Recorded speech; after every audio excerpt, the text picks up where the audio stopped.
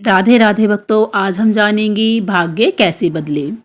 आप सभी के लिए आज हम लाए हैं एक ऐसी कहानी जो आपके सोचने का तरीका बदल सकती है, जो आपके भाग्य की दिशा धाराएं बदल सकती है, जो आपके अंदर भाग्य देवता को चुनौती देने का सामर्थ्य पैदा कर सकती है। यदि आपने उस राजकुमार से वह शिक्षा ली तो। बहुत समय पहले की बात है। एक नगर में सत्यजीत नाम का एक राजा राज्य करता था। सभी प्रकार की सुख सामग्री होने के बावजूद भी महाराज सत्यजीत व महारानी सुमनति निसंतान होने के कारण बहुत अधिक दुखी थे। संतान प्राप्ति के लिए उन्होंने बहुत सारा दान पुण्य किया, यज्ञ करवाए, जिससे उन्हें एक पुत्र रत्न की प्राप्ति हुई। किंतु दुर्भाग्य की पुत्र के जन्म के कुछ ही समय पश्चात एक षड्यंत्र में महाराज सत्यजीत की मृत्यु हो गई। एक दिन महारानी सुनीति ने देखा कि पालने में झूल रहे राजकुमार वीरवर्त के निकट एक अलौकिक पुरुष खड़ा है। महारानी तुरंत दौड़कर उसके पास गई। वह अलौकिक पुरुष जाने ही वाला था कि महारानी ने कहा, कौन हो तुम और यहाँ क्या लेने आए हो? महारानी की दृढ़ता भरा स्वर सुनकर अलौकिक पुरुष ठिठक कर रुक गया और बोला, महारानी को मेरा प्रणाम है। मैं भाग्य देवता हूँ, लोगों का भाग्य लिखता हूँ। यहाँ मैं आपके पुत्र का भाग्य लिखने आया हूँ। यह सुन रानी ने भाग्य देवता को प्रणाम किया। स्त्रियां स्वभाव से ही अत्यधिक भावुक होती हैं। अतः महारानी बोली, हे देव, यदि आप मेरे वीरव्रत का भाग्य ही निश्चित करने आए हैं तो कृपा करके मुझे बताइए कि इसके भाग्य में क्या लिखा है। भाग्य देवता असमंजस में पड़ गया और बोलने लगा, हे देवी, समय से पहले किसी का भविष्य बताने की आज्ञा हमें नहीं है, अतः कृपा करके आप ना पूछिए तो ही बेहतर होगा। इस पर भाग्य देवता के ऐसे उत्तर सुनकर महारानी संतुष्ट नहीं हुई। उन्होंने फिर से हाथ जोड़कर निवेदन किया कि हे देव, मुझे बताने के कष्ट करे। आखिरकार भाग्य देवता को रानी पर दया ही आ गई और वह बताने के लिए मान गई। किंतु उन्होंने यह बात किसी और से ना कहने का संकल्प करवाया और महारानी ने कहा कि वह यह बात किसी को भी नहीं बताएगी। भाग्य देवता बोले, देवी, यह कहते हुए मुझे दुख है कि आपके पुत्र के भाग्य में राजकुमार बनना नहीं लिखा है। यह जंगल में जानवरों के बीच पलकर बड़ा होगा। भाग्य देवता की यह बात सुनकर महारानी की आंखें भर आई।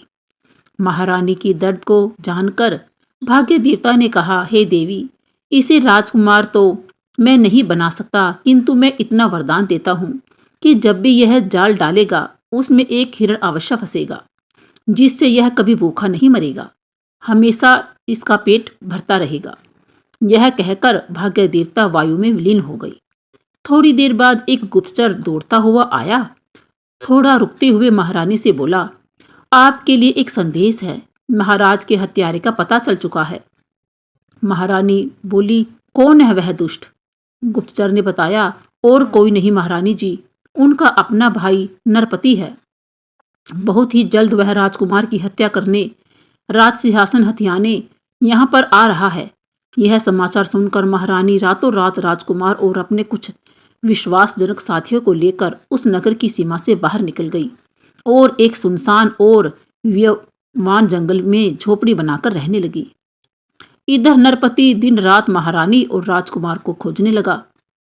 बहुत कोशिशों के बावजूद भी जब उसे कोई परिणाम नहीं मिला तो वह स्वयं राजा बन गया और राज्य को संभालने लगा।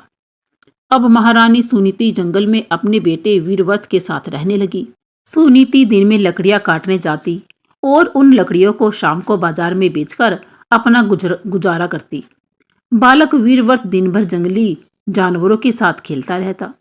दिन पर दिन बीतते गए। धीरे धीरे बालक वीरव्रत बड़ा होने लगा और माँ के साथ लकड़ियां काटकर अपना गुजारा करने लगा।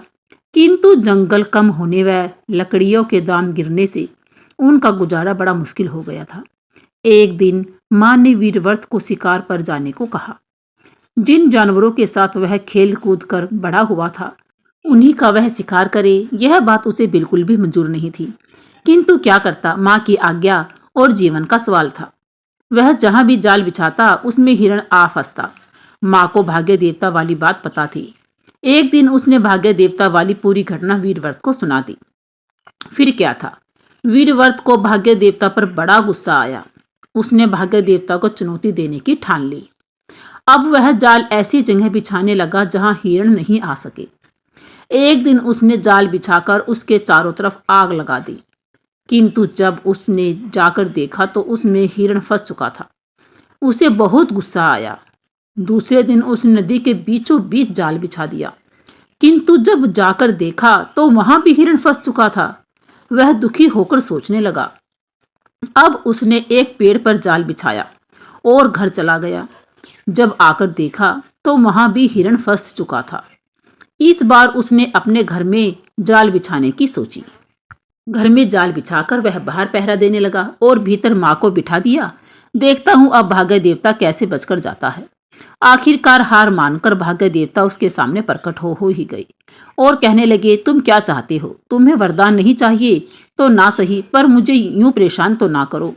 वीरव्रत बोला, परेशान मैंने आपको नहीं किया, आपने मुझे और मेरी माँ को किया है। आप ही है वह जिसने मेरा ऐसा जंगलों में भाग्य लिखा है कि मैं जंगलों में फिरूं। भाग्य देवता बोले, मैंने तुम्हें वरदान भी तो दिया है। वीरव्रत तेज में आकर बोला, अपना वरदान आप अपने पास ही रखो, मुझे नहीं चाहिए ऐसा हिंसक वरदान। अगर मेरे लिए कुछ कर सकते हो तो मेरा भाग्य बदल दो। भाग्य देवता ने कहा, भाग्य बदलना तो मेरे हाथ में नहीं, तुम्हारे अपने कर्मों पर निर्भर करता है। यदि तुम अपने काकाश्री से लड़ने का पुरुषार्थ रखते हो, हिम्मत रखते हो, तो तुम्हारा भाग्य बदल सकता है। वीरव्रत को अब बात समझ में आ गई। उसने नगर के जंगली लोगों की सेना बनाई और युद्ध करके अपना खोया हुआ राज्य फिर से हासिल कर लिया। तो देखा भक्तों आपने, इस कहानी से हमें यही शिक्षा मिलती है कि हम अपने कर्मों के द्वारा अपने भाग्य को भी बदल सकते हैं। बस हमको हिम्मत रखने की जरूरत है और साहसी बनने की जरूरत है। बोलिए जय श्री राधा कृष्ण। राधे राधे राधे राधे।